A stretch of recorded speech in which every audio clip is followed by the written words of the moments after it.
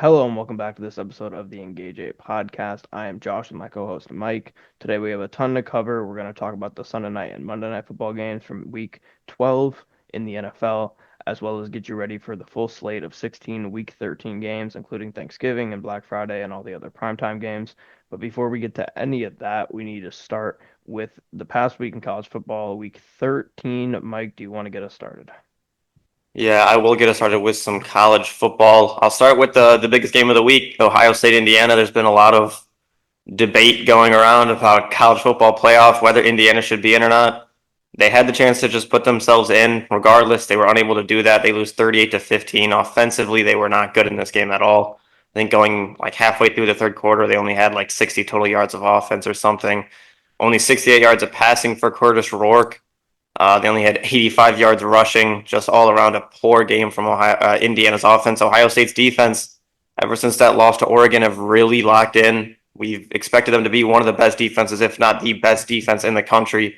And ever since that Oregon game, they've started to finally look like it. Offensively for them, didn't have to do too much when their defense played that good. Will Howard, 200 yards passing, 2 touchdowns and a pick. They ran the ball decently with 115 yards on the ground, but dominated this game. Indiana is very fortunate that a lot of SEC teams had trouble this week and are most likely in regardless of what happens because of all of those troubles. And I guess we'll get into some of those troubles now.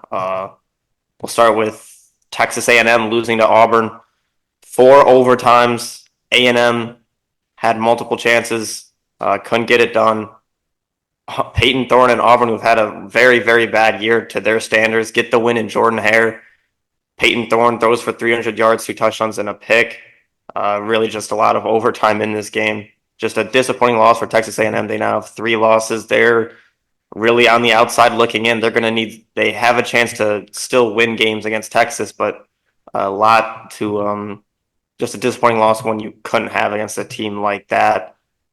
Next one, SEC, another big SEC team goes down. Ole Miss, Jackson Dart said they needed to win out. They had some big wins, and they go into the swamp in Florida and just get beat by Florida. Jackson Dart did not look good in this game at all.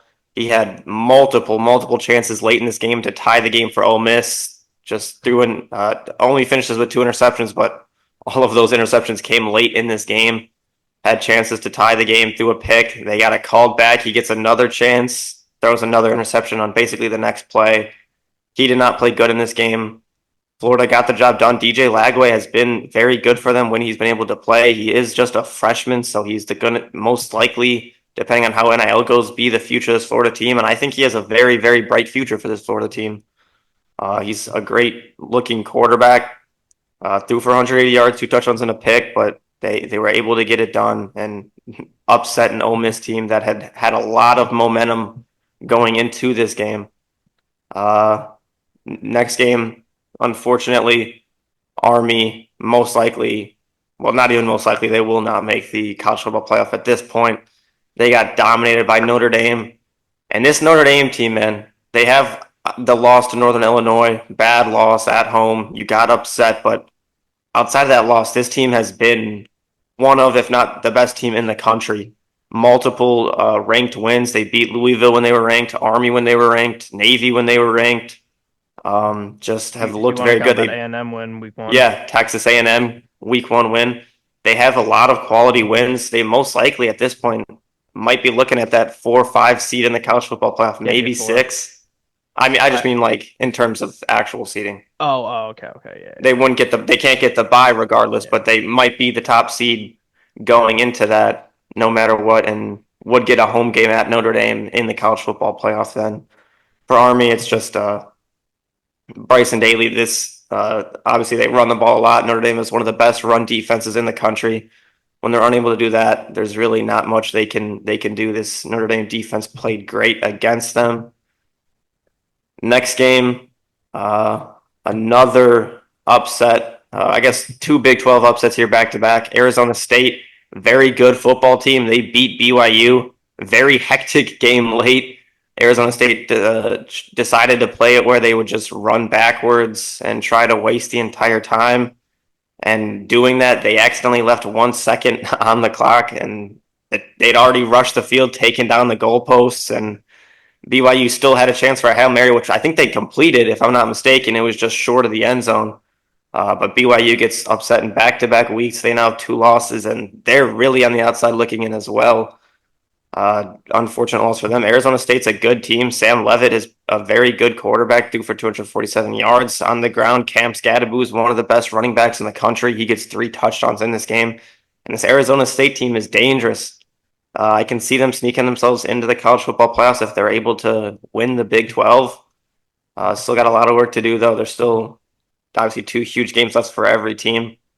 And then the other Big 12 upset, Kansas upsets Colorado. This Kansas team, man, is just they have been a tank recently. Jalen Daniels throws for 189 yards and a touchdown. He was good in this game, but Devin Neal on the ground was fantastic. 207 yards and 3 touchdowns. They ran all over this Colorado defense.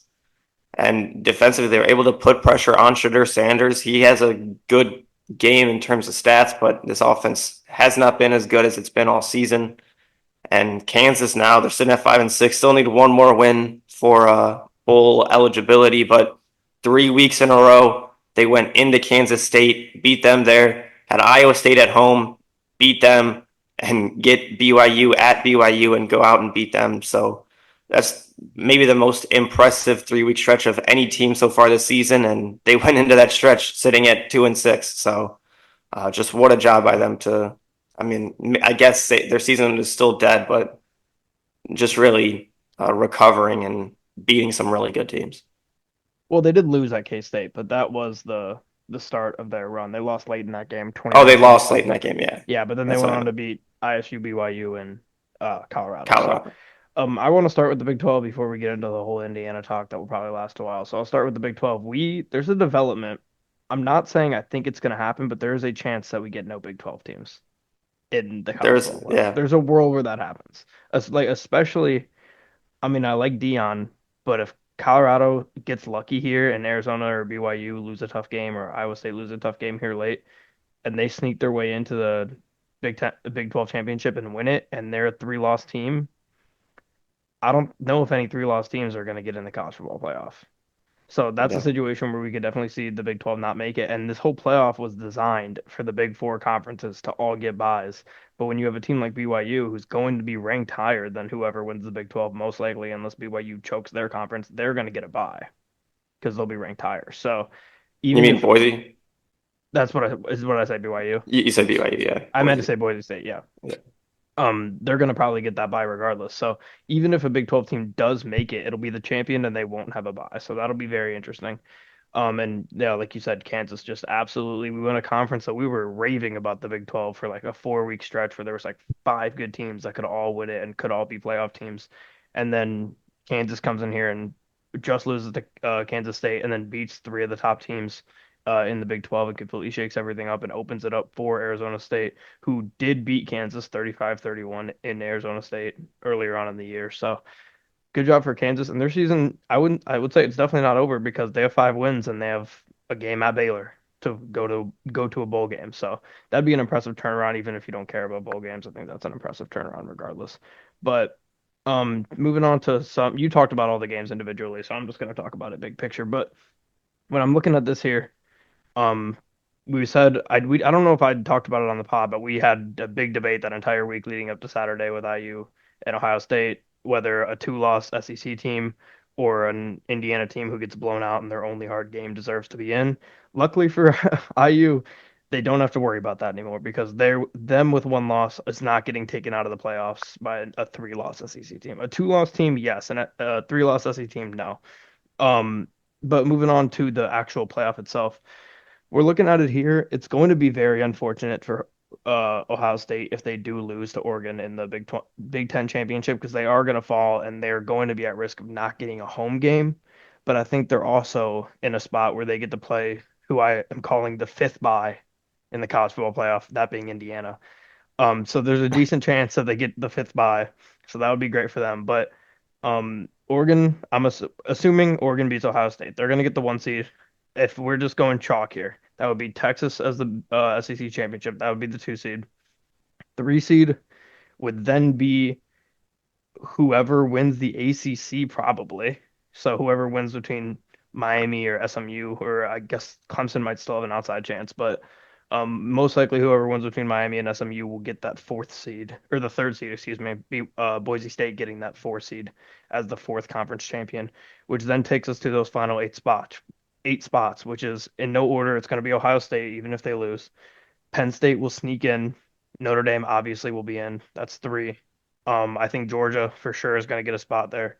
Who does uh who does Tennessee play? They play Vandy. That's not a guaranteed win at Vandy for them. So, and I don't even really love Tennessee as a team that can do any damage. I think it's going to end up being probably them and IU maybe as the two worst teams. But um let me start again. Ohio State, Penn State, Notre Dame, Georgia. We'll just say Tennessee gets in. That's five. You got three more spots then.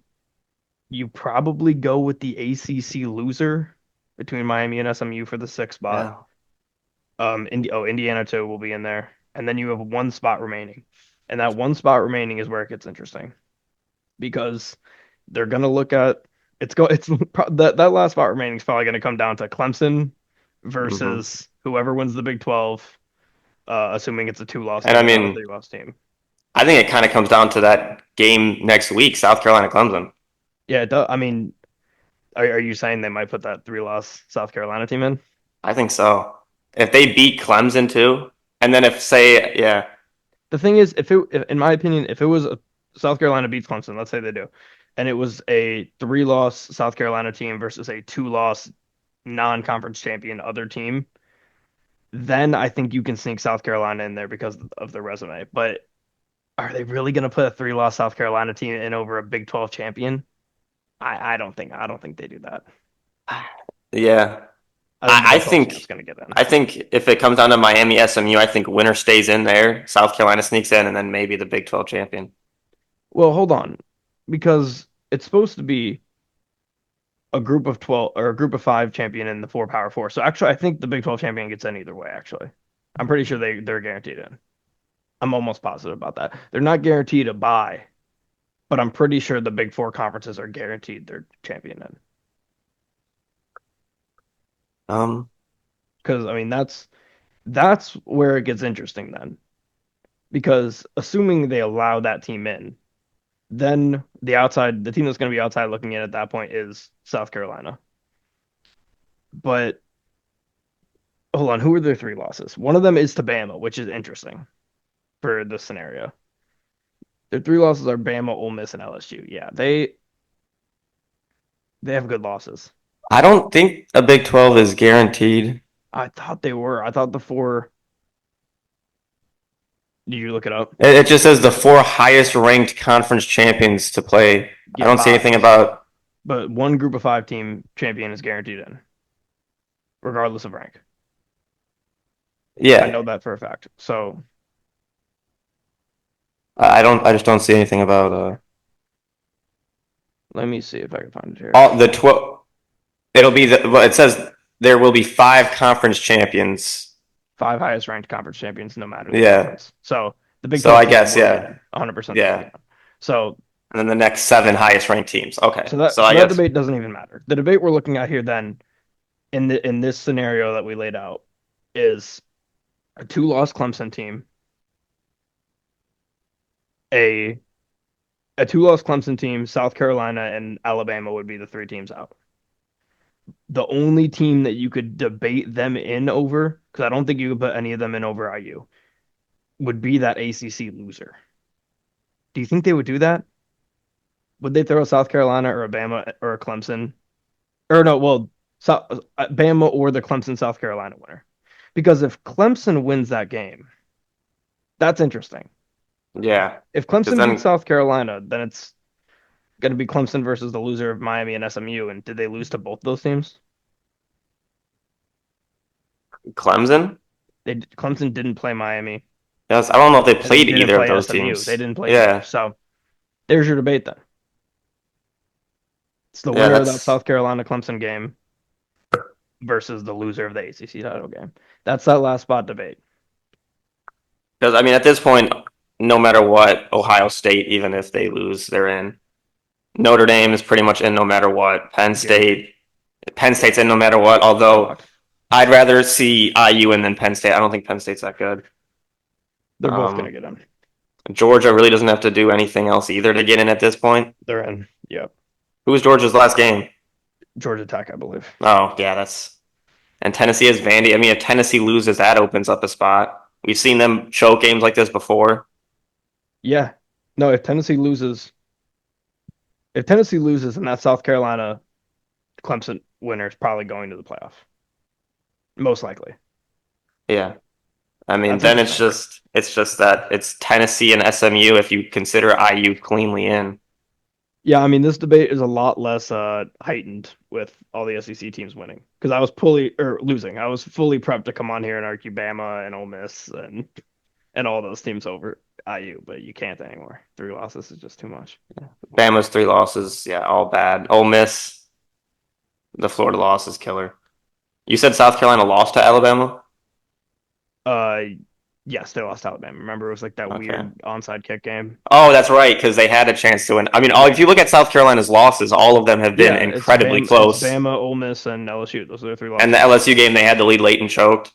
Yeah, I I mean, think I think if they had a competent kicker, I think they have one loss right now. yeah, honestly. So I think if they go and beat Clemson, especially if they beat them convincingly, I Yeah. mean, then there's a debate. Then I mean, hold on, let me see. Let me see Do you Tennessee's put in a schedule. 3 loss South Carolina team over a 2 loss Tennessee team? That's exactly what I was gonna ask, and that's interesting. I think probably not. I think probably not, but I remember seeing that South Carolina had, I think, the hardest strength of schedule out of anyone in college football. So I mean, that's It might be Georgia, but it's one of them. It's either South Carolina or Georgia. yeah. I mean, well, they both played Clemson, so that helps them both there. Yeah, that's it's gonna be interesting. I think that debate is there for Tennessee and South Carolina, but let me see. I mean, who's Miami? Miami's last game is against not the Miami Dolphins. Yeah, Georgia's number one. It's oh wow, this is hilarious. Guess how Syracuse. many of the 1, 2, 3, 4, 5, 6, 7, 8, 9, 10, 11, 12. Guess how many of the top 12 are SEC teams in strength of I know. schedule? I saw it. It was like It's 11 seven. of 12. It's 11 of It's 12. 11. Ohio Yeah. State's the only one in there. But South Carolina's 7 strength of schedule, Tennessee's 9. So can't really can't really do anything with that. Then you just look at strength of losses. I mean, they South Carolina has better losses, I guess, on paper because they didn't lose to Arkansas, but they also have more losses. Yeah. I It's don't I don't know. on top of that with SMU. I mean, their one loss is also. I mean, their one loss has been a quality loss. If you compare it to other teams, You think a it's two loss Miami and SMU team both get in? yeah, that's the well, it would be a one loss Miami team then. I'm A saying one loss Miami, two whichever loss team. SMU. That's what I'm saying. I'm saying either one that gets two losses. Do you think either one's in? I don't know. I mean, it seems like we're looking at two ACC schools almost no matter what. I don't know. No, no. I think there's a way we don't get two. I mean, the If way we don't get two is if Clemson beats South Carolina, or if South Carolina beats Clemson, and then they don't take the runner up in the ACC. that's what I'm That that seems to be that the only path to no that's two two. ACC teams. That would be two. If South Carolina beats Clemson, that's what I'm saying. Yeah, if South Carolina beats them and they drop the team who lost, then I could see it. What are we looking at? Let me compare their strength of schedules here. Because All I mean, right, so SMU Tennessee is and 48. IU. I mean, if IU loses to Purdue, there's no chance they get in, but we have to assume that they Yeah, steamroll no, IU or they're Purdue. cooked if they lose to Purdue. They're beyond cooked. But okay, so we're looking at Miami at 24 in strength of schedule and SMU at 48. SMU, how is SMU that far lower than? It's a big conference, and there's not a lot of good teams in that conference, to be That's fair. crazy. I mean, they played BYU, so that had to help their strength of schedule. Yeah, it had to have, yeah. But I mean, 48 for SMU. What's Clemson at? They got to be high. Yeah. Yeah, they're only 31. Yeah, I think a two-loss Miami team gets in, unless they get blown out. Unless they get blown out, they get in. A two-loss SMU team, there's a debate, And if but I think I two-loss don't Miami gets like in. Penn State as a team, but if I mean if we get a Penn State versus Miami, I think Penn State might kill them. Might kill Miami. Yeah. Yeah, I mean, I'm Miami's trying defense is just I don't think they can handle a lot of these teams up top. for the realistic opponents for IU. Who do they beat? Who do they beat? Yeah, I mean, because I they're don't gonna know end if up they being like really what beat anybody. the 10 seed at best, maybe 9 seed. I mean, they won't. Yeah, they can't be. The Big 12 winner will be 12. Yeah. 11 most likely is that ACC or South Carolina, and then I guess IU at 10, and then Tennessee at 9. So the 10 seed plays the 7 seed, which would be in this scenario, Ohio State would be 5, Penn State would be 6, Notre Dame would be 7. Yeah. I don't think Notre Dame's. I think Notre Dame's going to be like 4 or 5. I think You they were think already 4 or 5, weren't you think they're they? gonna they're 5 right now. They're Yeah. 5 in So the there's no total, way but they. they can't be higher than number 5 ranked. I know. I think they're going to stay number 5 and get that 5 seed. So you're saying whoever loses Oregon, Ohio State's dropping below 5 then? Yes, I think so. Oh, a one-loss Oregon team is not Or going to be the not 5 not seed. Oregon, but Ohio State. Ohio State, I could see, yeah. If Oregon loses, they're definitely the 5. They're absolutely the 5. So Notre Dame in that scenario to get the 5 would have to hop both Ohio State and Penn State. I don't know. I don't know. Yeah. It's just Which yeah, would, it's a would confusing thing. I need to like have I a mean, visual of the if bracket. Do I kind of have it in my head just looking at the rankings, but that scenario that you're saying where Ohio State drops below 5 opens up the scenario for the rematch. Ohio State, Indiana uh at is 7 this it and right 10 or 6 here? and 11. Yeah. This one had IU at 7. I bet they dropped to 10, played to 7. I think IU could beat Penn State. I don't think they will, but I think they I think can. they could beat Penn State, but I don't know if the people would put two Big Ten teams against each other in the first round. I don't think it's like the tournament. There's not enough you can't not enough spots to move around to be like picking and choosing with that. And they haven't played each other either. Sure. But I yeah, think Notre Dame should jump Penn State. I think they should have. I think I agree, but if they haven't by now, then I mean, but they did just pick up a ranked win but they again. still have. There's still 5. I know, but if they get 5, they got the Big 20, Big at 12. What team am I missing in my head? Who do they? Who do they play? They go at USC for the last game. That's damn near Penn State's best win. Yeah, I don't disagree with that. Penn State's best win was losing close to Ohio State. That was their Yeah. best win, and that would have been IU's best win too if they could have pulled that off. Did you see what the people were saying about Signetti though? What's And that? that he was because they ran the ball like 10 times on that last drive, that he was trying Oh, to make the game strategically 2 scores, and then man. Ohio State scored at the end to make it 3. Yeah. I kind That's of think that was bullshit by Ryan Day. You should at least help your conference a little bit, but he's a dick, so yeah, I mean he is. Where's Lee Corso at now? Where is yeah. he? Or no, it wasn't Lee Corso. It was Yeah, it was God, well, it was the Notre Dame guy. I'm blanking on his name. Lou Holtz. Lou Holtz. Yeah, yeah, yeah. Same guy, basically. But no disrespect. That's all I got for college football. There's a lot. I mean, there's so much that could happen, but the most important games now are the conference title games and Clemson, South Carolina. Yeah, basically. Assuming I'm none of these trying teams to choke here at the end, and Texas A&M too, which we yeah, that didn't too. I even mean, mention in that case. Texas is in trouble in that case. But at the same time, if Texas loses to them and then beats them, because they play back to back, right? Most I likely. don't know if they do anymore with Texas A&M losing. Oh shit! I forgot A&M lost. Never mind. They're Yeah, zero and because eight. Yeah, Georgia's clinched a spot in that. yeah. I completely forgot that they lost too. So yeah, But if Texas does lose that game, and then I don't know who would get into the champ. Actually, I think Tennessee might jump in then. no, no way. There's no You way don't think Tennessee jumps so? away. I don't think so. But I think when we were discussing this last week, I'll pull up the SEC standings.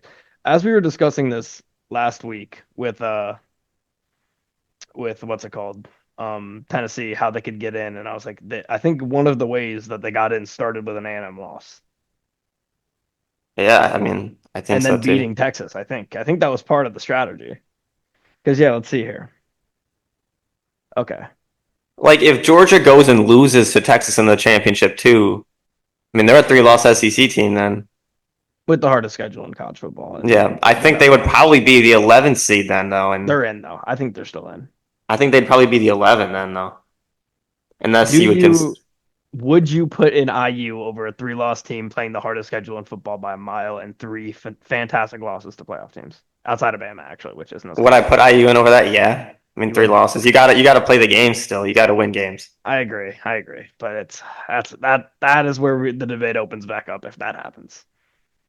But I actually think Georgia's going to win the SEC.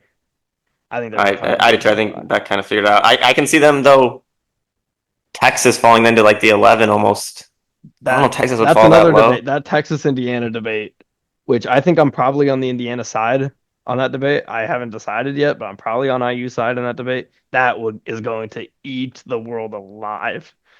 Two loss Texas, one loss IU. Neither of them played good schedules, but Texas is Yeah. going to have the higher strength of schedule, I'd assume, I mean, because they're going to play then who they're again, going to play. though, you look at it. Do you harm Georgia? They have two losses in the regular season, or Texas has one loss in the regular season. They lose.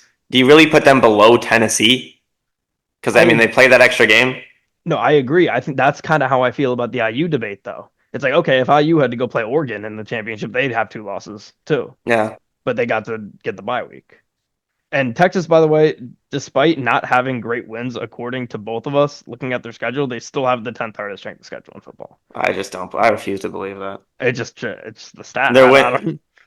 Indiana's 38 now. They've jumped since that Ohio State game, but yeah, that's about all I got. It's going to be interesting. Oh, hold on, really quick. I want to see if Tennessee can get in here. Okay, so they're currently above A&M on the tiebreaker.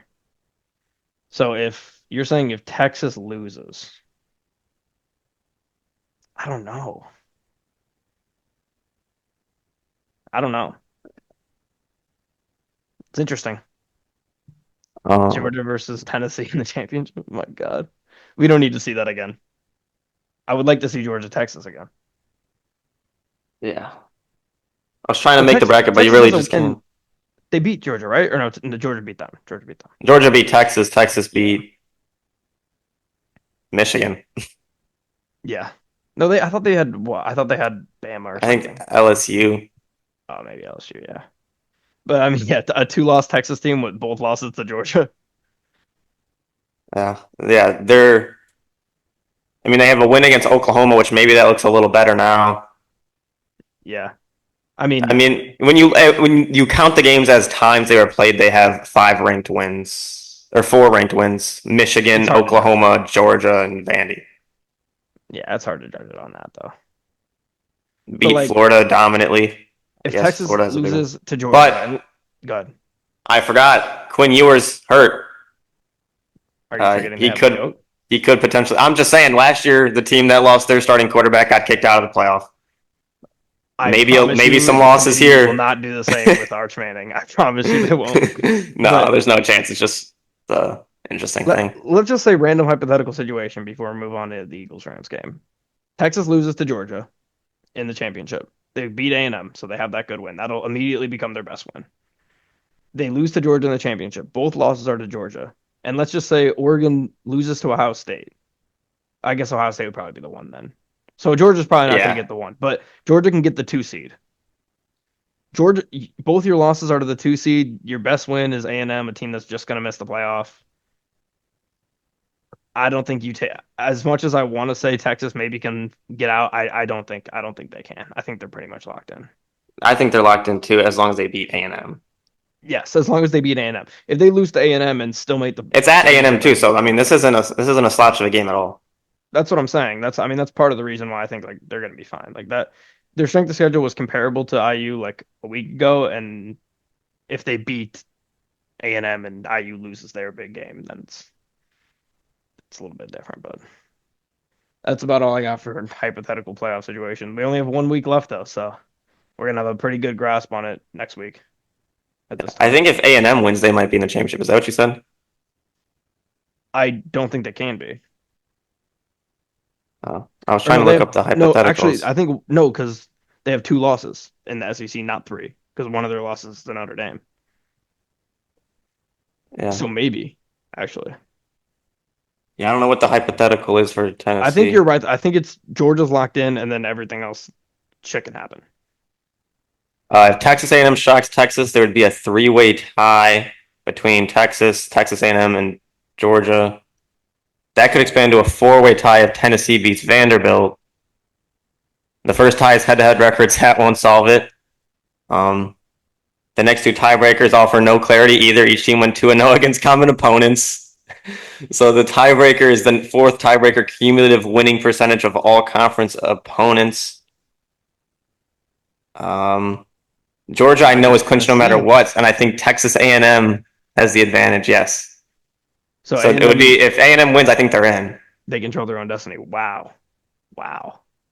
So yeah, they And then control does their own that destiny. Texas team get in with two losses? That I don't know. That I'd probably say they're a big time risk if I they mean, lose that game and I miss think the. they would still be in as long as Georgia handles business against A&M. Yeah, yeah, There's just so much hypotheticals. We'll know a lot more after this yeah, week. yeah, exactly. But we'll Controlling move their own on. destiny, though. That's the conference opponent's winning percentage is pretty funny. So it's A&M has the highest with almost 50, Georgia at 44, Texas at 42, and then Tennessee at 38%. Oh, so Tennessee's cooked. Yeah, They need a lot of help. there's nothing I don't think they can do. Well, I mean, if oh yeah, because they Maybe. Texas and Texas A&M play each other, so they can't So all yeah, there's lose. nothing they can do. Georgia loses, or no, that won't be conference either. Georgia's in no matter what. Yeah, yeah, yeah. They would need some winning percentages to change over the next Yeah, week. numbers to change. I guess there's probably some situation if like Yeah, all if the like teams all the they played teams. all season won and all the Yeah. teams that Tennessee played or Texas played lost. I guess, but okay, we can move on to the NFL now with Sunday night football. The Eagles beating the Rams 37-20. Uh, I think the Philly fans are officially my biggest ops at this point. They're talking a lot of shit. They feel really good about not playing anybody and winning a lot of games. But they played great in this game. Saquon Barkley is amazing. That is the difference, in my opinion, between how I feel about the Eagles and individual players. I think Saquon Barkley's great.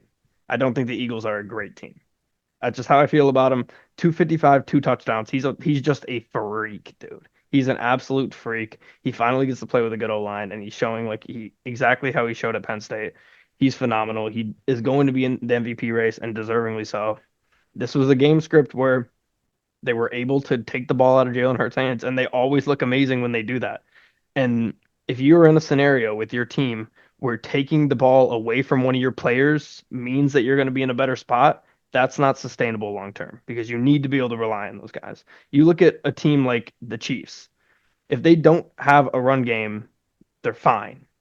If they don't have a pass game, they're fine because they can rely on their running back and they can rely on their quarterback. The Lions, if they can't run the ball and you put the ball in Jared Goff's hands, they're gonna be fine because Jared Goff's a good quarterback. If Jared Goff can't throw the ball, they're gonna be fine because they have good running backs and they can win in multiple ways. I don't think the Eagles, while I do think they are a good team and I think they could beat a lot of these teams that they could do this too, this isn't sustainable, especially against those two teams that I just spoke of with the best two run defenses in football and the Lions and the Chiefs. I guess the Ravens are up there too, but still, it's going to be tough for them to beat those teams. But AJ Brown's continuing having a great season as well when he's been healthy. They did not have Devontae Smith in this game, I believe. This defense is playing a lot better. The secondary has been a lot better. Like I said, this is the first time I was truly impressed by this Eagles secondary because they were putting up great numbers against bad offenses. This is a good passing offense in the Rams, and they were able to control Stafford. He didn't throw any picks. He still went 243, two touchdowns. Puka and Cup both went off in this game, but yeah, the Rams, they're in trouble. We'll talk about the Rams here in a bit when we get to the preview, but they're going to be a desperate team right now. They're 5-6. They're sitting tied with San Francisco for dead last in the NFC West right now. But this division is so close, anything can happen. This would have been a nice win for the Rams, but there's other games that are more important to them going forward. Yeah, there is definitely games that are more important to them going forward. But just a dominant win from the Eagles. Saquon Barkley, like you said, he continues to look like one of the MVPs of the league. I think he's on pace to potentially break the rushing record. He was great in this game. Uh, just dominated it. Had how many yards? 255. 255 Yeah. on the ground, two touchdowns. Added some in the air, 47 yards on four catches. He was great. This Eagles team had their biggest game of the season so far, one of the best teams they've played, and they dominated. Their defense is what was most surprising to me. We talked about how their secondary has been numbers wise, one of the best against the rush, but they hadn't really played anybody to really have a huge threat. Here they're going against a Rams passing offense that can be very elite. They have two incredible weapons, and they looked very good. Cooper DeJean played very good in the slot. Just a very impressive performance. Hurts played well, didn't turn the ball over, and they were able to slow down Stafford. Kyron Williams gets back in the end zone. It's been a couple weeks. Only ran for 72 yards ever since Nakua and Cooper Kupp have come back. He hasn't been one of the main weapons on offense, but he has a good game here. And just there's games going forward the Rams have to win. But for the Eagles, now they're actually potentially a threat for the Lions in that first seed. I don't think they'll get it done, but they have the record up there that shows that they have a chance. And it's just they have only 2 or 3 hard games that they can win them. Who knows? Yeah, I think they're going to get humbled next week, but we'll talk about that game later. But speaking of the Ravens, they beat the Chargers 30-23 on Monday Night Football. And I should have also said the Ravens when I included when I talked about the Chiefs and the Lions just a minute ago. That's another team that can beat you in multiple ways. They could run down your throat with Derrick Henry. If that's not working, Lamar's had 400-yard passing games this season. This game, he didn't have to pass the ball because they were able to do exactly what the Eagles did to the Rams. They were able to run all over him. 24 carries for 140 for Derrick Henry. He was phenomenal. Lamar goes 16 for just 22 passes, 177 yards, 2 touchdowns, and no interceptions. Just amazing. In my opinion, if I was voting for the MVP right now, it would, I mean, it's obviously, in my opinion, between the three quarterbacks, Goff, Josh Allen, and Lamar. But I think, even as a Lions fan, I think right now I'd probably lean Lamar Jackson. Like, he is just doing unreal things right now. He's dominant on the ground when he has to be, even though he didn't even run the ball really at all in this game. And he's dominant through the air when he has to be. He's the most accurate I've ever seen him. I truly don't know, and I don't want to give him too much praise, but I don't know if I've seen a quarterback in my lifetime develop better than Lamar Jackson has. From what he was in college and coming into the league as this Justin Fields-esque when he was in Chicago offense that he had to run to becoming one of the best passers in football is just truly amazing.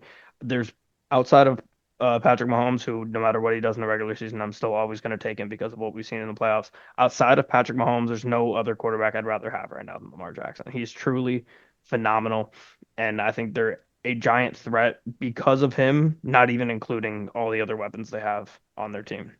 But moving to the Chargers here, they played fine in this game. They weren't great. At times, they were pretty tough defensively, which you really don't expect from them because they've been so good defensively this year. Dobbins gets hurt in this game, and that really hurts them. You see Gus Edwards come in and go 9 for 11 carries. So that just shows how good J.K. Dobbins has been because, one, he was able to run really well against this great rush defense of the Baltimore Ravens. And a lot of people were saying, oh, he's in a Harbaugh offense. They love to run the ball. It's a system play. He's just fitting in the system well. But he was significantly better than Gus Edwards has been this entire year. So hopefully he doesn't have to miss too much time going forward. Chargers competed in this game. They weren't completely out of it. They actually were only down 1 point at halftime. I still think the Chargers are a good team. This is a really tough test for them. The Ravens are coming off of a loss that they really should not have had against the Steelers, so they were coming in this game mad. And you look at the Chargers schedule going forward. They got some tough games, but they got some gimmies too. They go into Atlanta this week. That's going to be a very good game. Then they go into Kansas City. Of course, that's going to be a great game. Tampa Bay, tough team. Denver, tough team. But they finish with New England and Vegas. Those are two easy wins. So then you look at those four games at Atlanta, at Kansas City, Tampa Bay at home, and Denver at home. They definitely can win two of those games.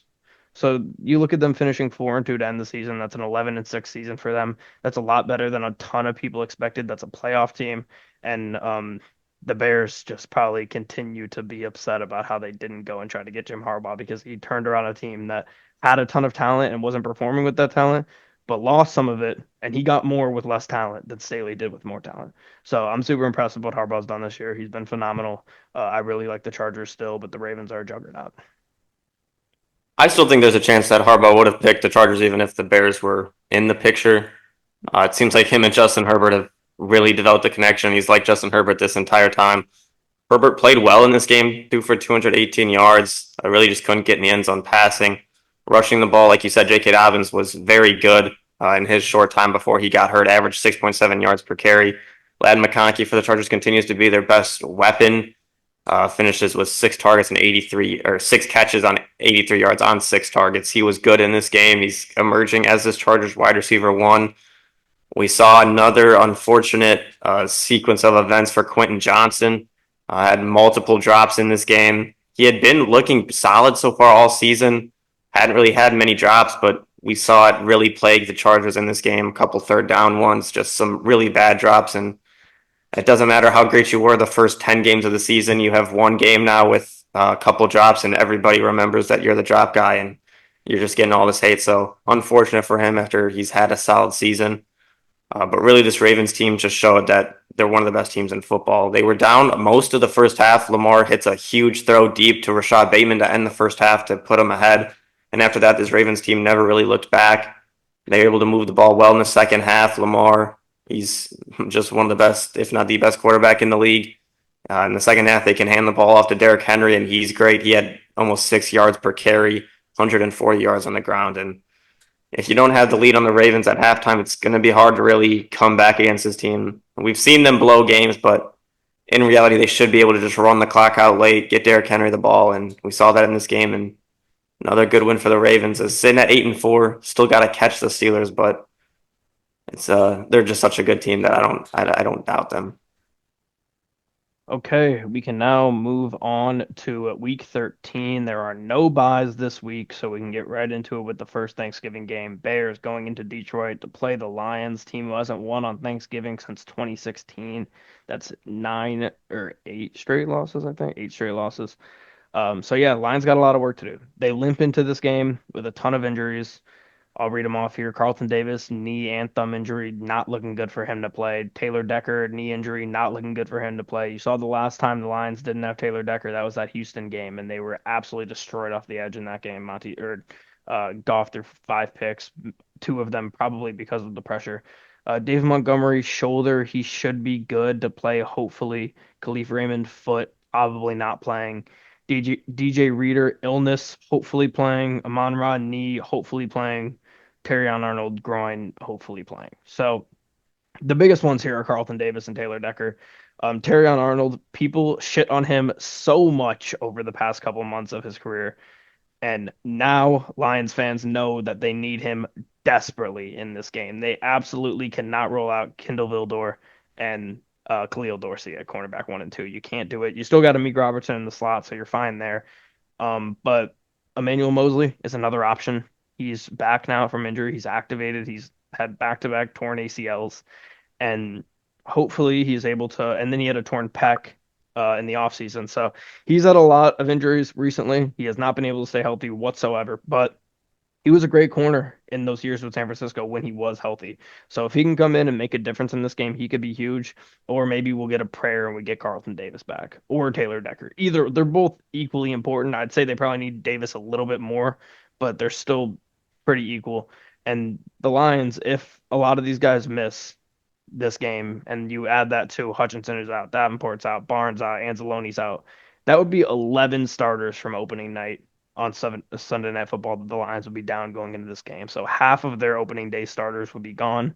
That would be a significant problem. But the line is telling me they think a lot of Lions are going to play, or they think that the Lions can roll out Khalil Dorsey and Kendall Vildor and still beat the Bears by double digits. So we'll see. But despite injuries, Lions still go into this one red hot on offense and defense. These are 2 of the top 4 turnover differential teams. That's going to make a huge difference in this game. Whoever can win that battle is going to be in a good spot. Lions pass rush has been up and down, but Aleem, DJ Reader, and Zadarius Smith should dominate in this game versus Bears offensive line. Zadarius Smith led the Lions in PFF grade last week. He has been great since he's come to Detroit. He's been exactly what the Lions needed. They just need him to stay healthy. Vikings offense came into last week ice cold and passed all over this Bears defense. So I'm hoping that the Lions can do the same. Obviously, the Bears pass rush is not great, but if you don't have Decker, that definitely makes that a problem. Hopefully, they'll be able to overcome that if they can't have him in. Division games can always be funky, though. Although I do think the Lions offense is going to have a pretty solid day. My biggest worry, like I said, is those injuries at corner. If that's the case, I still think the Lions find ways to get a win. Maybe put Mosley in there. Maybe one of those guys ends up having a good game.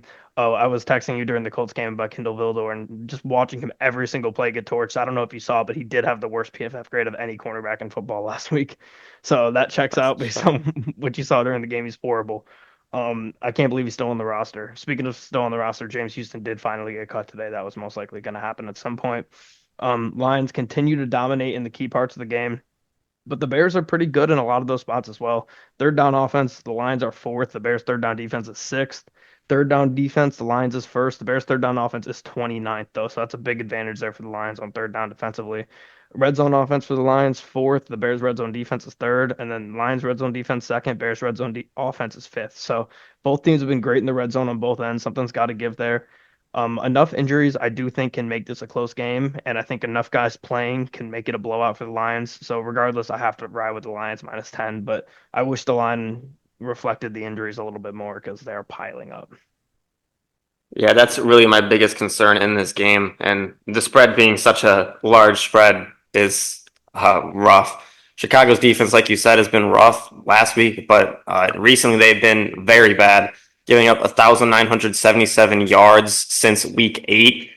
The Cowboys have given up 1,930 yards, and the Jaguars 1,916.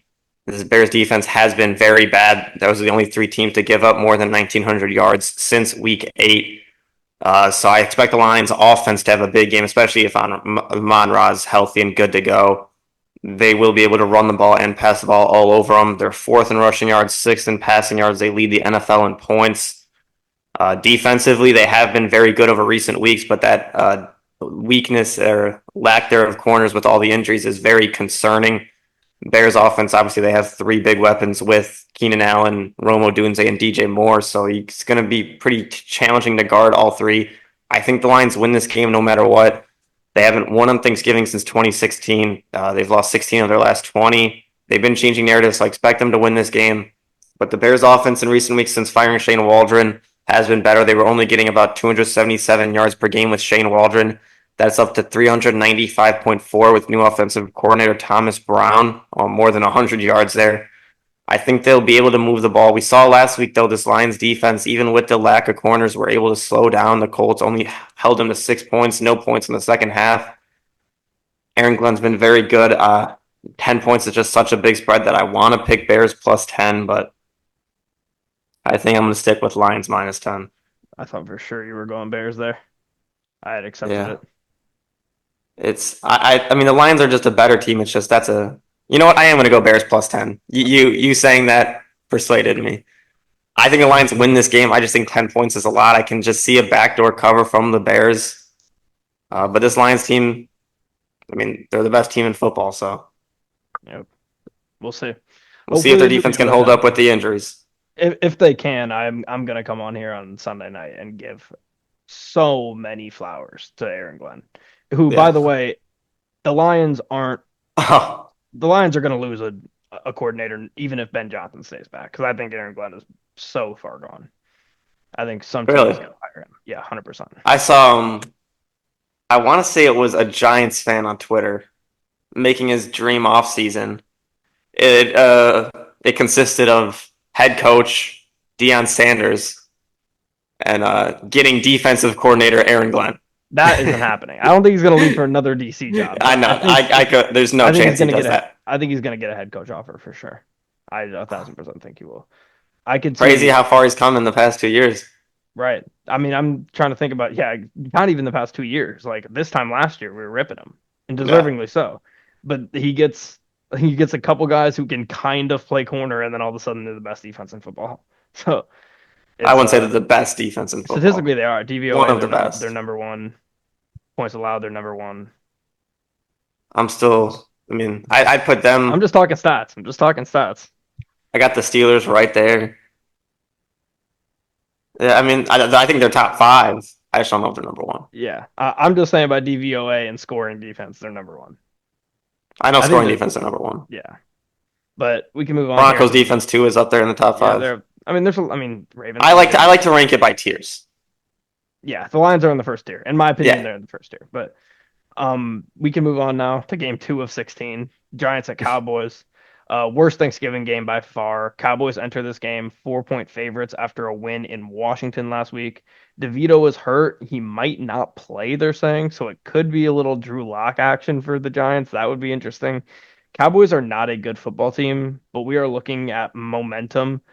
They should absolutely win this game. Like they're coming off of a win in Washington where they played well. Did they play well versus Houston? No, but they showed flashes that they could be at least an okay football team with Cooper Rush. I don't think Cooper Rush is that bad of a backup quarterback, really. Cowboys' inability to run the ball is going to hurt Cooper Rush here. He will face this pass rush all day long. So if he has to keep dropping back in the pocket, he's going to be getting hit. I like the Giants defense, but after they couldn't score on a bad Tampa Bay secondary, I cannot expect them to do much on the road here. But they will be able to run the ball, which is something they were not able to do against Tampa Bay and Vita Vea. So that could open it up for whoever's at quarterback again. I don't like the Cowboys at home because they haven't won at home this season, but I feel like I have to take them here. I think this is a fair matchup for them, and I think the current version of the Cowboys, in my opinion, is probably a little bit better than the current version of the Giants. Just after last week, and I wanted to believe in the Giants. I really did. Yeah, we did for a while. I just think this Giants team has kind of given up. We did not see a lot of positives coming from that locker room. This seems like the perfect time for maybe a nap or just to eat Thanksgiving in general. Just if there's any game to avoid, it's this one. Both teams are bad versus the spread. They both sit at 3-8, so you don't really got an advantage there. Giants are coming off of a just another embarrassing loss for them. They cut their quarterback. Just the team just doesn't look like they want to play football at all right now. Tyron Tracy's been one of the upside or positives for this Giants team, and he fumbled last week and he immediately gets put in the doghouse and doesn't really see the field. So that's not ideal for them. And like you said, this Cowboys team's coming off of a nice win. They haven't won at home 0-5, lost their last six. But I think they should be able to get this done. They have momentum. Cooper Rush played against the Commanders defense that I think is still solid. 75% completion, 247 yards, two touchdowns. He was good in that game. Maybe they figured out how to run a little bit. I think Rico Dowdle had above 70 yards rushing, which is huge for the Cowboys considering how bad they've been. This Giants team could be a team that maybe they're able to reach that 70-yard threshold again, which is just kind of embarrassing to say. But I think the Cowboys get it done. And so I'm going to go with Cowboys minus 3.5 as well. Cowboys have lost their last seven at home. Oh, seven now? The Okay. We're not Brad beefing Allen on the game line. doesn't count as a win. That's not a Okay. win. They didn't win that game. They got Okay. given that game. But moving on, and they did win the previous like eight before that. Yeah. They had one of their best stretches as a team, and Won they were eight and then dominating lost them, seven. I know, crazy. which maybe they have to lose 8 in a row again. I mean, I would argue that that Brad Allen game might have cursed them. Might have cursed that stadium. Streets are Can't saying. can't play around like that. But One thing quick though is when a lot of Lions fans were in Indy this weekend, they a um lot. they went up to the Peyton Manning statue and they were all putting a bunch of Lions stuff on it, thanking him for what he did for the Lions, Yeah, I mean lifting the he curse. lifted the curse. Yeah, it. Yeah, I mean that's an iconic moment. It is. I heard from what I was hearing, they took over Indy. Like I heard I it was heard like it was crazy down there. I think it was like 50-50, which is just embarrassing as a home team. But once again, like I said last week on the pod, like the Lions fans are just traveling like insanely well right now. So I don't think it says that much about the Colts, and they're 10-1. Well, I mean, I think it says stuff about the Colts that I mean, after the Joe Flacco benching, a lot of Colts fans were pissed and sold Yeah, tickets. So that's true. But you'd think after the good Anthony Richardson game, I mean, they'd they want to still had follow already up. sold them probably. Yeah, right. You're right. You're right. But we can move on here to the final Thanksgiving game. Dolphins at Packers. I'm excited for this game. I'm really excited for this game. Get to settle with some pie and watch this game. Oh yeah. If this wasn't a cold weather game, I think I'd be all over the Dolphins here. Dolphins have been the best passing team in football since Tua's return, them and Cincy. If they can manage the cold weather, they can do damage here, but that's a big if for them. Miami's defense is top 10 in pass and rush yards allowed per game right now. So their defense has been great all year, and their offense has been phenomenal the past month since Tua's gotten back.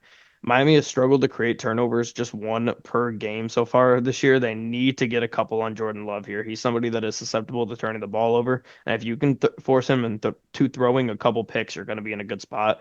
Packers pass rush is playing so well, and so is Miami's offensive line. So the winner of this game may be decided on that matchup if Miami can protect Tua or if the Packers can get to Tua. I think Green Bay gets the win here, but I'm gonna take Miami to compete, and I'm gonna take them at the plus 3.5. I think this is a great matchup for them. I think if this game's in Miami, I think the line is flipped. I think it's 3.5 for Miami. I really like what this team's doing right now, and Miami's just red hot. And the Packers have shown some holes, and they haven't really had to pay the price for it. And I think this could be the time they finally do. Yeah, I've been all over this Dolphins team in the past couple of weeks, picking them as my best bets, and uh, if the weather wasn't so bad, I would absolutely hammer this line. The cold weather narrative is the main thing for the Dolphins in this game, and after last week's game, Tua immediately went into his press conference and said they want to go and change narratives about him in the cold weather, and this is their moment that they have the chance to do that. He's been phenomenal for them in recent weeks. In the last month, only three quarterbacks have thrown for at least 1,000 yards with at least 7 touchdown passes and a completion percentage of 70% or more. He's one of them. Jared Goff is also another one of them. He has been great recently, on fire. This offense has been moving the ball well. The Packers, when they go against a top-ranked offense, an offense that is ranked in the top 10 in offensive yards per game, they are 1-3 in those games. That one win was last week versus the 49ers, and they weren't using Brock Purdy. Backup quarterback Brandon Allen was playing. I think this Dolphins team can get it done. The cold weather is the only thing that I have concern about this Dolphins team at all. They're 0-12 in their past 12 games where the kickoff temperature is lower than 42, Jesus including the Christ. playoffs. Obviously, this game is I haven't actually It's checked the gonna be under weather. 42. It's gonna be cold. I would like to know the actual number. I'm picking the Dolphins no matter what.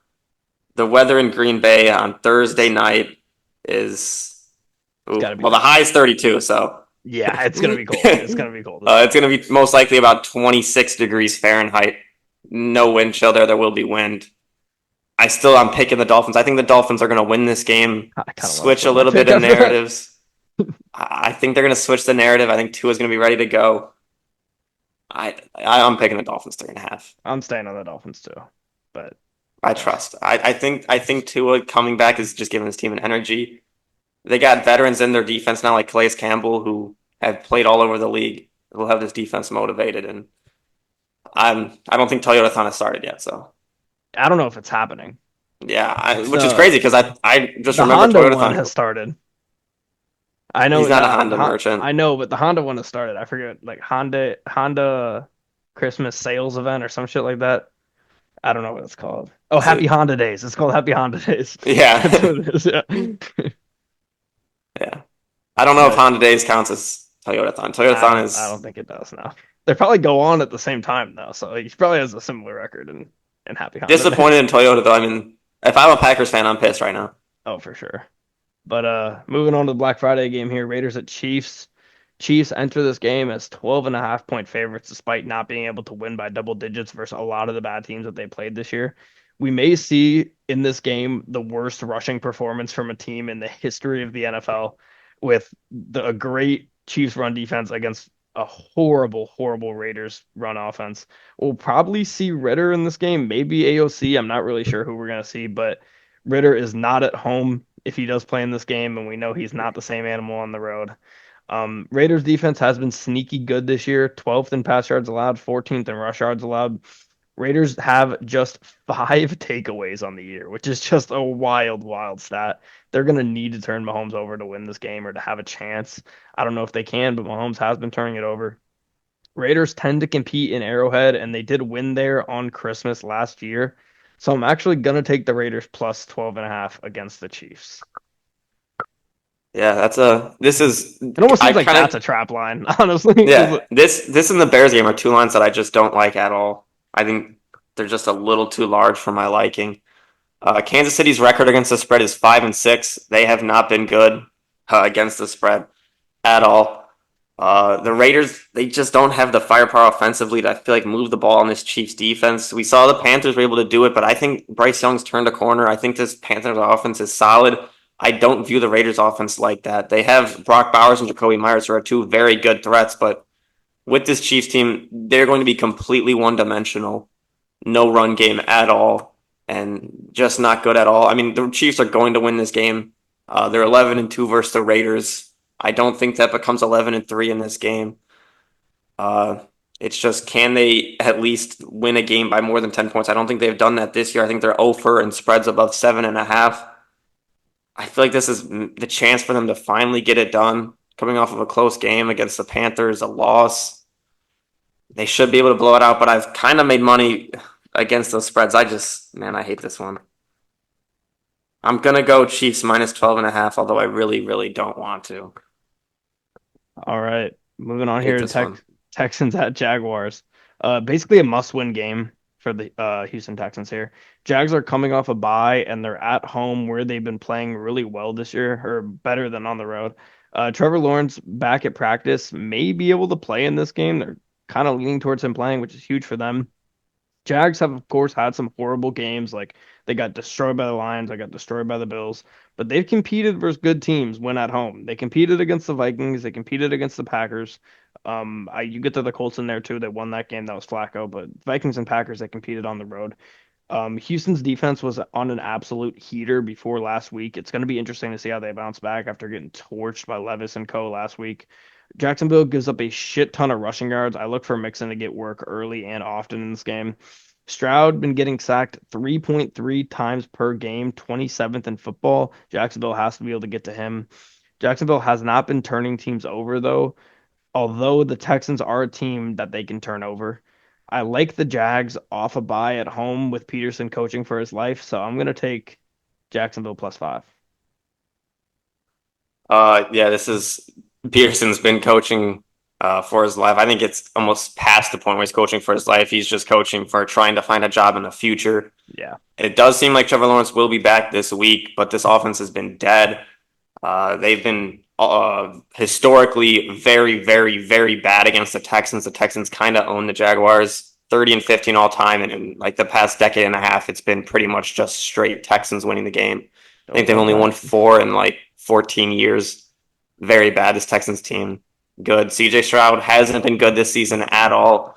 This is a chance for him to turn it around against the Jags defense that isn't good against the pass. They're not very good against the run. Mixon, I think, will have a good game. And I also think this is a game where Stroud has a huge day to Nico Collins. They've had a lot of, I mean, they've had a great 2 weeks with Nico Collins back, but they've had a lot of plays out there where penalties have brought him back. This Texan team needs to just stay disciplined, don't get penalized. The illegal formations, the holdings have been killing them. I think they kind of have a game here in Jacksonville where they get a little bit of that figured out. They just need to give Stroud enough time to throw the ball and get it done. So I'm going with Texans -5. Okay, moving on here to Titans at Commanders. Commanders are playing bad football right now, but they're still sitting at 5.5 point favorites. There were times this season, like you can go back and look at some of the old pods, where I thought the Titans defense may be frauds despite them being statistically very well. But I honestly am starting to think they might just be a great unit defensively. Like Jeffrey Simmons is one of my favorite D linemen to watch in football right now. He is just so good. He's an absolute game wrecker. He's so underrated. I know he's obviously a mainstream player. People know about him, but the casual football fan doesn't understand that he needs to be in that conversation for some of the best D linemen in football. Commanders offense has been shaky, and this is a sneaky defense to play against for them. Last 3 games, Commanders have allowed the sixth most rushing yards per game. Pollard may continue to build on his very underrated season that he's had so far. He's been running it well. Tennessee runs it well. If they just had a competent passing offense, this Tennessee team could be decent and maybe a competent head coach. But Tennessee struggles in the red zone offensively, but the Commanders have the fifth worst red zone defense in football right now, so maybe they could break through on that a little bit. Washington is not the best at turning teams over, so that's good for the Titans. I'm gonna take the Titans +5.5 on the road here.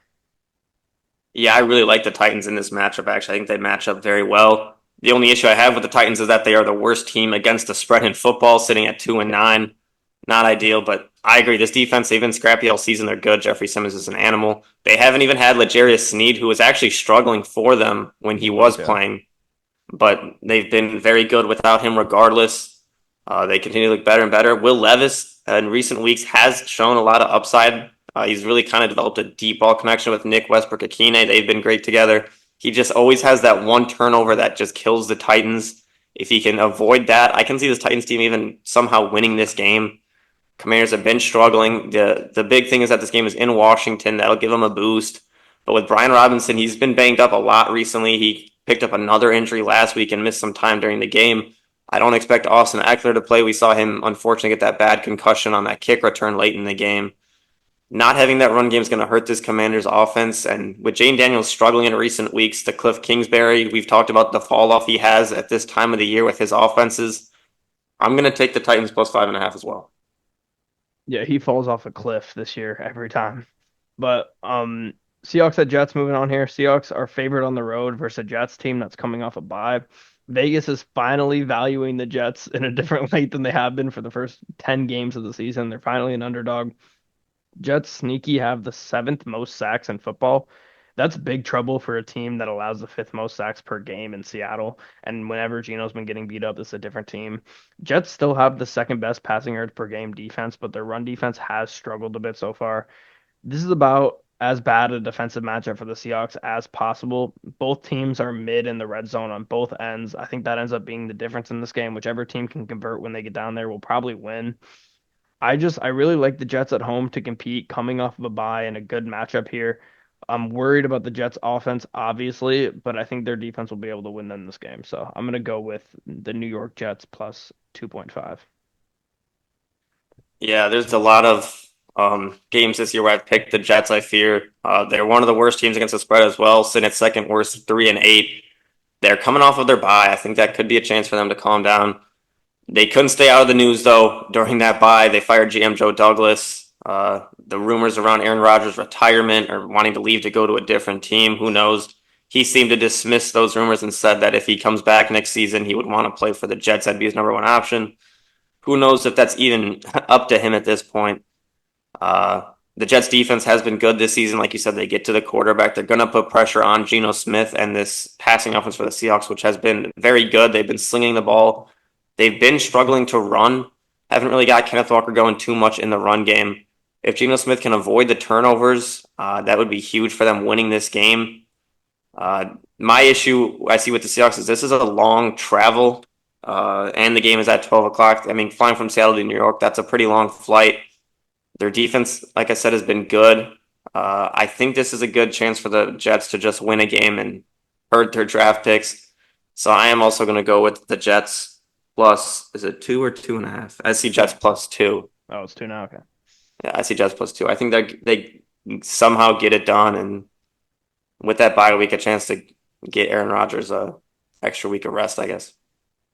Okay, moving on here to Colts at Patriots. Deflategate rematch here. Colts are 3-point favorites on the road in this game. Colts defense playing very well on all levels. Definitely can give Drake May some problems. New England's been very good versus the run recently. Stopping JT could help them really, really greatly in this game to stifle that Colts offense. We saw the Lions do that to an extent last week. Neither O-line is playing great. Whichever team gets to the quarterback more will have more success. I like the under in this game, actually. I think we're going to see a lot of stops from each team. I think both defenses will play well in this game. Defenses will play well in this game. Colts turn it over the fifth most in football, and New England has the fifth least takeaways. So something's going to have to give there between those two, whether the Colts continue to turn it over or whether New England finally starts to turn the ball over. Whichever team gets to the quarterback and wins that turnover battle, I think will win this game. I don't really have a pick for who's gonna win, so for that reason, I kind of have to take the Pats plus 3. Yeah, Pats plus 3. We saw this game last year. Gardner Minshew versus Mac Jones, completely different now. Drake May versus Anthony Richardson, two young quarterbacks. Drake May's been solid so far in his rookie season. Struggled last week. One week this Patriots team looks very good. The next week the coaches are out there saying that they don't have any control of what happens on the field. I think this could be a solid matchup for the Colts. We know that their backs are against the wall. They kind of have to win out to make the playoffs, and I think this is a good chance for them to really get going. I think Anthony Richardson can have a solid game, go to New England. The Colts have kind of had a rivalry with the Patriots in the past decade. It's kind of fizzled out with them both starting to struggle, but doesn't seem like Josh Downs is questionable into this game. A.D. Mitchell, more likely to get a lot of snaps then. That's still a good go for the Colts. It sucks to miss Downs. Offensively, on the offensive line for the Colts, Tanner Bortolini entered the concussion protocol, so they could be down to their third string center, Danny Pinter, if Ryan Kelly is unable to come off the injured list and play. So that just hurts even more.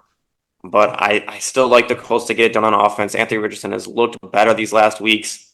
As long as they can maybe get some production from their tight ends, they have the receiving weapons to get it done. I wrote on here that I wanted the Colts to go and look at getting Greg Dulcich, as he was cut from the Broncos today, but he was just picked up, I think, by the Giants. Mm. Yeah, the Giants picked up Greg Dulcich off waivers, so Colts tight end room is going to be just as bad as it's been all season. That stinks, but I like them to go and win this game kind of dominantly, and hopefully Richardson is able to have another good performance. Okay, moving on here to Cardinals at Vikings. Cardinals had a really tough game last week, but they have an important one here in Minnesota. Minnesota enters this game as the league's best run defense. They have officially passed the Ravens. Very unfortunate for Arizona. We know they like to run that. They like to run the ball to get their offense going. Vikings pass rush has been elite, but Arizona's blocked very well for Kyler this year. I think they're going to have something is going to have to give in that department, and I think I lean more towards the Vikings being able to find a way to get to him than Arizona stifling that pass rush. Arizona is the fourth best run defense in football over the past 3 games. They need that to show up on Sunday. If you can stop Aaron Jones and get the ball in Darnold's hand, that is a recipe for success. The ball is most likely going to be in Darnold's hand, so he absolutely has to take care of the ball and score when they get in the red zone. That's been his biggest weakness this year. Arizona's going to need to find a way to create more than one turnover. They're going to need at least two to win this game, I think. And I think overall, this game script just really favors Minnesota. So I like Minnesota's defense here. I think they're going to be able to stop this offense and score enough points to win and cover. So I'm going to take -3.5 for them. These are two good teams against the spread. A big game for both of them to kind of stay on pace for a division title. Cardinals are coming off of a loss that hurt against a division rival. Going into that game, they were on fire offensively, putting up good performances week in and week out. They were able to run the ball. But like you said, this Vikings rush defense has been the best in terms of rush yards per game at 74.7 rushing yards per game. They're going to be able to slow down James Conner in the rushing attack. Uh, the Vikings defense has been their biggest asset in these wins in recent weeks. They're able to slow down the pass and the run. And we saw last week Justin Jefferson was really shut down for most of the game, and Jordan Addison was able to step up, force Sam Darnold to become that huge weapon they need. I like the Vikings in this one as well. I think they're going to cover that -3.5 points. I also think both defenses, I think the Cardinals defense will be able to slow down the Vikings a little bit. I really like the under in this game, under 45. I think it's going to be a low scoring game. But I like the Vikings to, especially with the Vikings at home as well. Cardinals haven't really seen this Brian Flores defense. I like the Vikings -3.5. Okay, moving on here to Steelers at Bengals. Huge game for the AFC North here. Steelers have won 9 of their last 11 trips to Cincinnati. They've been very good in that stadium. Cincinnati currently has the best passing offense in football. Pittsburgh's defense is great, but they do lean run heavy in towards their strength in terms of their strengths. There have been teams that have been able to pass against them. I see no run game here for Cincy, which really puts them in a box to really just have to sling the ball the entire game. Cincinnati's defense has gone from bad to okay, but still bad over the past few weeks. So they've gotten a little better, but they're still not where they need to be. I think we see Russ and the Steelers offense have a much better day here on the road than they did last week with this mini bye they're having. Cincinnati is 4-1 off a bye with Joe Burrow, so they've been good. I think Cincinnati can win this game, but once again, very similar to how I feel about the Colts Pats game. I don't know who's going to win, so I'm going to take the team with the points and take the Steelers +3. Yeah, I feel the same way. I don't know who's going to win this game. Steelers are coming off of a rough loss to the Browns on Thursday night, a game they should have won. They're good against the spread, though. They're 8-3 against the spread. Their defense has been elite all season. They haven't really had to get the sacks on the quarterback to really be an effective defense. Um, like you said, they're very good against the run. Offensively for the Steelers, they need to get the run game going early, kind of dominate time of possession, keep the ball out of Joe Burrow's hands a little bit. Before they went on that bye, he had been slinging the rock like one of the best quarterbacks in the NFL. I expect them to be able to move the ball, especially if they can get that run game going against this Bengals defense that struggled getting the ball to George Pickens, Calvin Austin, some of their weapons. Game is in Cincinnati. We've talked about how this Bengals team has not been good at home, so that is concerning for them as well. They're coming off of a bye week, but their back is 100% against the wall. They have to win out. It's basically a must win, and pretty much every game from this point on is a must win for the Bengals. I think that helps them, but I don't know who's going to win. And with this Bengals defense, just the Bengals seem to find ways to lose, and the Steelers find ways to win. I'm going to rock with the Steelers +3. Okay, moving on here to Chargers at Falcons. Chargers are on a short week and have to head to Atlanta, who's coming off a bye. Chargers enter as 2-point favorites on the road in this game. Atlanta was playing just horrible ball before entering their bye week. Their D line has been horrible this whole year. Herbert should have plenty of time. Atlanta's run defense hasn't been great this year. They're going to have to step it up this game. They've been worse against the pass than the run, but they still haven't been great against the run. Dobbins may be out, which is huge for the Chargers. They need someone to step up in this game. Chargers run defense is solid, but not as good as their secondary. Atlanta needs to be able to establish a run game in this game to win. Atlanta's been solid at protecting Kirk, but the Chargers pass rush is so great that I'm not convinced that they're going to be able to keep him away from getting hit. I'm back and forth on this one. I originally had the Chargers -2 written down, but I can't stomach taking a road favorite on a short week against a team that's coming off a bye. So I'm gonna go with the Falcons +2. Yeah, that's something I look at. This Chargers defense is the number one scoring defense in the NFL, giving up only 14.5 points per game going into that game against Baltimore. Obviously, Baltimore had a big day. They've been able to pressure the quarterback a lot. They can get the pressure on Kirk Cousins, who can make mistakes, hasn't been very mobile at all this season. Uh, the Falcons' defense has been struggling as well. Herbert has a chance to. He's been moving the ball pretty well, getting the passing yards. Hopefully, Quentin Johnson doesn't have too many drops, but getting the ball to Lad McConkey can continue to be huge for them.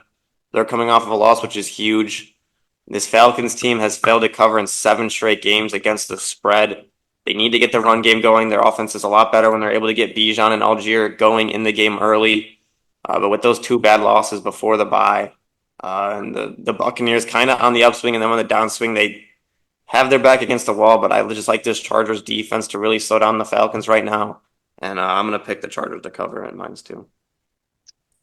Okay, really quickly, I want to take a look at this Lions practice report because it just came. Okay, let's see. No practice for Davis, Decker, Raymond, Montgomery, St. Brown, Reader. That's not great.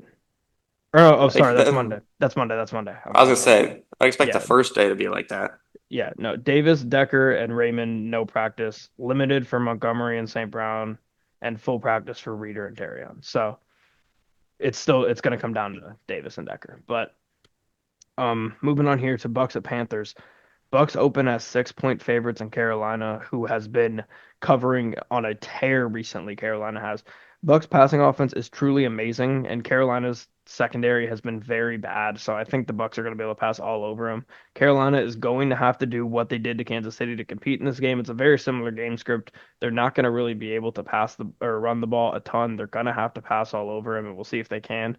Carolina's QBs have not really been getting sacked this year, and they get to face a team with a pretty mid pass rush in Tampa Bay. So I think Bryce Young should have plenty of time to do what he has to do and go through his progressions. Neither team takes the ball away much, but Carolina does turn it over more. So I think that's advantage Tampa Bay there. Tampa Bay is the second best team in football on third down this year, and Carolina is dead last on third down defense. I think we see a full on offensive clinic from Tampa Bay, so I'm going to take them to cover the 6 points on the road. Yeah, we saw them start the stretch of games last week with a dominant win against the Giants. I think offensively they're going to continue that. We saw Bucky Irving have a huge game last week. Rashad White was good. Mike Evans. I think they all continue to have good games against this Panthers defense that isn't very good. Baker should be able to move the ball all game and put up points. I like the Panthers to be able to score a little bit, but I just don't think they'll be able to score at the clip that the Buccaneers will be in this game. Bryce Young in his last 3 games has been playing very well. The offensive line has been better. He's been able to throw the ball to these new weapons he had. They missed Jalen Coker last week, and he still looked very well getting the ball to Leggett. I just don't think they're going to be able to keep up with this Buccaneers offense that is ready to go on a run, and it looks like they've started it. So I'm going to go with the Buccaneers -6 as well. Okay, moving on here to Rams at Saints. Rams are desperate for a win, but they have to go into a hostile environment in New Orleans. New Orleans is coming off of a bye week, so that's good for them. Rams defense has been pretty bad overall. We saw it on Sunday night, but overall they're the fifth worst run defense. New Orleans is a team that loves to run the ball and they love to run their offense through Alvin Kamara, so they will be able to do that in this game most likely. Saints defense is giving up a ton of passing yards. Stafford and company should have a great day against this team. It's high, but I love the over in this game too. I think both these teams are going to score a ton of points. I loved it in the Rams Eagles game, not covered. I like it here again. I like whichever team can formulate a significant pass rush between the Rams and the Saints. I think whichever team does that's going to find a way to get the win. Both teams are great defensively in the red zone, but the difference is that Nola converts down there too, and the Rams really struggle down there in the red zone. So I'm going to take Derek Carr and the Saints off a bye +3 to cover against the Rams. Yeah, it's down right now on DraftKings. It's down to 2.5, so I guess still two very and a half. Yeah. close. For the Rams, it's kind of a must win. They need to continue to stay at pace with the top division teams, and you get a chance against a Saints team that's kind of fallen behind in record wise. It's two The and a Rams half need at, to. at -102 though. That's gonna move to 3. Oh, fair. Yeah, yeah, it's Or -1. it could continue to move towards 2. Yeah, I guess. Yeah. But the Rams have a lot of weapons. Puka Nacua, Cooper Kupp. They should be able to put up numbers. This Saints pass defense is third worst in the NFL. They give up on average 256.6 passing yards per game. The Rams are going to have to do that if they want to stay on track. The Saints are starting to heat up offensively going into their bye. Taysom Hill has continued to become a huge weapon for them in the running game, the passing game, everything. He's been helping them in the red zone. Rizzy's gotten them 2 straight wins since the firing of Dennis Allen, but they're still missing guys like Olave. MVS has stepped up and made some big plays for them. They get a home game coming out of the bye, and the Rams have to do a pretty long travel across the country. But I just like the Rams to be able to move the ball very well, and with it still being a close spread, I think they're able to get it done. So I got Rams -2.5. Okay, moving on here to Eagles at Ravens. Game of the week probably here. Eagles defense has been hot recently, but this will be a real test for them. Biggest weakness for the Ravens is their pass defense. The ball will be in Jalen Hurts' hands this entire game, and I basically previewed this game when I was talking about both these teams on Sunday night and Monday night. But both these teams have good run defenses. So whichever team can break the other will most likely win. But the difference is, I trust that the Ravens can win without running on this team, and I Wow. don't trust that the Eagles can win without running on them. Baltimore's the best red zone offense in football at a staggering 78.72%, which is insane. The next highest after that is Tampa Bay at 69.77. So they have a 9% better red zone conversion rate than the second place team, which is insane considering I think like 3, 4, 5, 6 are all right around Tampa Bay. So that's crazy. Both teams have good pass rushes, but the Eagles are 20th in sacks allowed and Baltimore is second. So I think Baltimore will be able to get home at a better rate. I think we can see the Eagles finally get humbled here against a good team. Ravens are phenomenal at home in prime time. I know it's not prime time, but I'm sure it's going to be America's game of the week at 4:25. So I'm going to take the Ravens. I mean, really, I only have to say one thing about this game. I'm going to say more, but Oh Lamar yeah, Jackson, yeah. he's playing the NFC.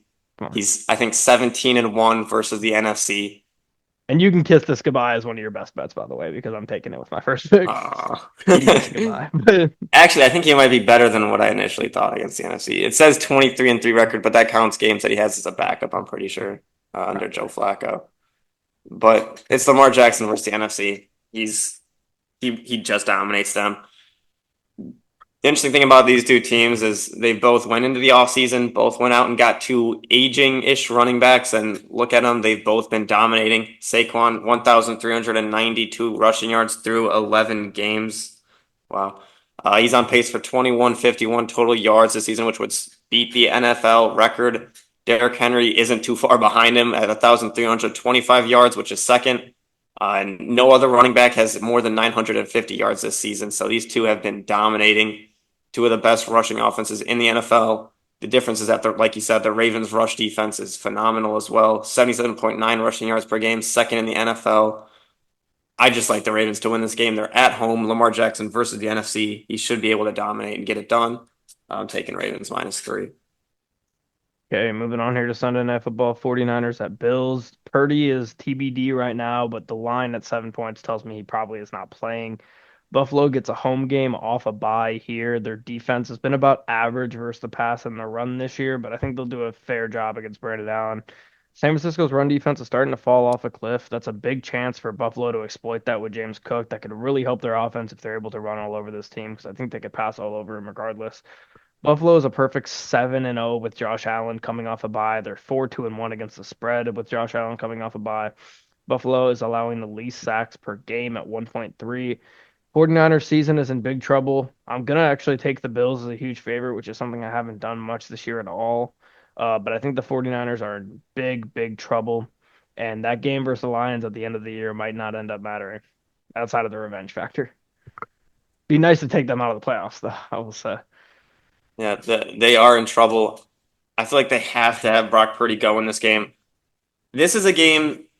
I mean, last year you look at the Niners team where they were a team out west, but they went into Green Bay and won a cold game. What was that 2 or 3 playoffs ago? This game's in Buffalo. I saw something saying it's an ML football report on Twitter, so you never really know with them. But they said there's a potential for over half a foot of lake effect snow, 30-mile-an-hour winds, and wind chills near single digits. I don't see that on the weather app, but if that's the case, Buffalo's going to have a major advantage playing in the cold weather. Since hiring Kyle Shanahan in 2017, the Niners have played 9 games where the temperature's been under 45 degrees. They've went 4-5 in those games, so pretty even. But this Bills team at home is different. We've talked about it against the Chiefs. They went out and dominated a home game. When it comes to the cold weather, the Bills are 14-1 in their last 15 games where the temperature was 45 degrees or less, and that only loss was in overtime. I love this Bills team to win this game. And 7 points, even if Purdy's playing, I think this Bills team has the potential to get that done. Brock Purdy's that injury, I didn't really expect him to have to miss it any time when he went on the injury report, but it seems like this injury's been affecting him for weeks. Uh, Pass attempts 20 plus yards downfield in the first 8 games for him. He had 29, was averaging almost 4 a game. In the last 2 games, he hasn't thrown one that he started. So that injury seems to be affecting him a little bit. Um, Shockingly, I guess Kyle Shanahan might be on the hot seat, which is absurd 'cause I think he's one of the best coaches, and I think there will be teams to fire coaches to hire him if they get the chance. But I like the Bills -7 in this game. Cold Buffalo game. I'm gonna take the Bills every time. There's no chance they're firing Shanahan. That would be insanity. I don't think John Lynch is that John, stupid. I I was think about to say John I Lynch think would he's incredibly never. smart. Yeah, I don't see that happening. And it's disappointing that the 49ers fans are that ungrateful that they have a coach that good. Yeah, I get that he but chokes in the playoffs, I but was I about mean, to say it does come with the territory if you choke in the playoffs a lot, though. I'd rather be a team though that is consistently good. I mean, this has been a down year, obviously, but Yeah. they've been consistently good under him, and they've had 2 Super Bowl appearances. Not many teams can say that, No, except the I Chiefs. agree. I just think in the event that he won one of those, this conversation doesn't happen at 5-6. No, When you choke in the last couple times you've been in the playoffs and had a chance to win, favored in the Super Bowl, lose. That's yeah, where people are already skeptical going in. But yeah, they definitely should not fire him, regardless. But moving on here to the final game, Monday Night Football, Browns at Broncos. Broncos open as 5.5 point favorites at home versus the Browns, who are off a mini bye and a win. With Jameis, the Browns average the third most passing yards per game and the fourth least rushing yards per game, so that is not good playing against the Broncos. Broncos secondary being so good is going to give Jameis a ton of trouble. I think he throws a couple picks in this game. Last 3 games, Denver's had the second best rushing defense in football, so we already knew how great their pass defense was, but their rushing defense is getting better too. Cleveland's defense has been very underwhelming this season. I expect another great day from Bo Nix and this Broncos offense.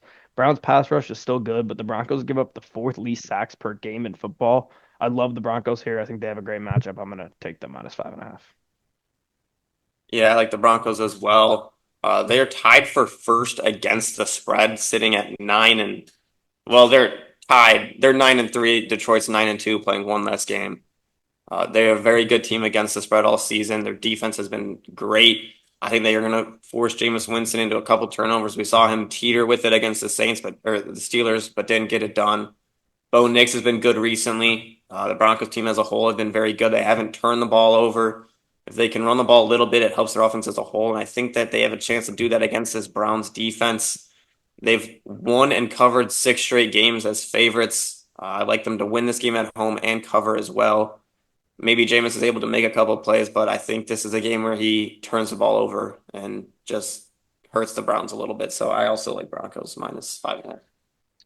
Okay, moving on to our best bets here. Like I said, it's my first pick this week, so I'm gladly going to take the Baltimore Ravens -3, ride Lamar against the NFC. I think they match up a lot better. They're so good in the red zone. I think they're going to be able to get to Jalen Hurts more, and I think he's going to have the ball in his hands a lot more with Baltimore's run defense. So Ravens at home and in a night game against an NFC team, it couldn't be an easier pick than Ravens -3. Yeah, you stole that one from me. I'll go with the over/under that I mentioned earlier in the Cardinals-Vikings game. I think it's going to be a low-scoring game. I think both defenses could play very well. I think the Vikings are able to get it done, but they can slow down that Cardinals run, lead to a low-scoring game. So I'm going under 45 in that game. Okay, my next one here, I'm going to go with the game we just talked about. I'm going to take the Broncos -5.5. I think they have a great matchup here against the Browns. They're at home. I know the Browns are off a mini bye, but they have to pass the ball a ton to even kind of be successful. And it's so hard to do that against this Broncos secondary. And if they try to go and lean on Nick Chubb in the run game, they're going to get stuffed there too, because Broncos run defense has been so good. So I think, well, I don't know if Bo Nix is going to have his best game. I think their defense is going to do more than enough to win them this game by a touchdown. So give me Broncos -5.5. I think for my second best bet, I'm starting to lean towards Bills -7. I think that, I think if Brock Purdy plays, I think the line moves closer to the 49ers. And even at 7 points, I like the Bills to beat them by more than seven. Cold weather with that potential wintry mix, I like the Bills to get it done at -7. Yeah, even then, I don't know if it'll move that much. I'd probably move to like five. And I mean, I that's still that's think the even Bills are better 5 point though. favorites, yeah. But my last one here, I'm gonna go with an over under. Give me the under in the Colts Pats game. I think the Colts defense is playing so well right now. I think the New England defense is playing a lot better, and both old lines haven't been playing great. So I think if they can both get to the quarterback, they can end a lot of drives and punts and be able to keep this a low scoring game. And both teams, it's gonna depend on who wins the turnover battle to actually win the game. But I think we see a low scoring game, and you can get it at here at 42.5, which I like. I probably would have even taken it around 40. So give me Indy, New England under 42.5 for my last best bet. Yeah, for my last one, I'm deciding between two Texans and Titans.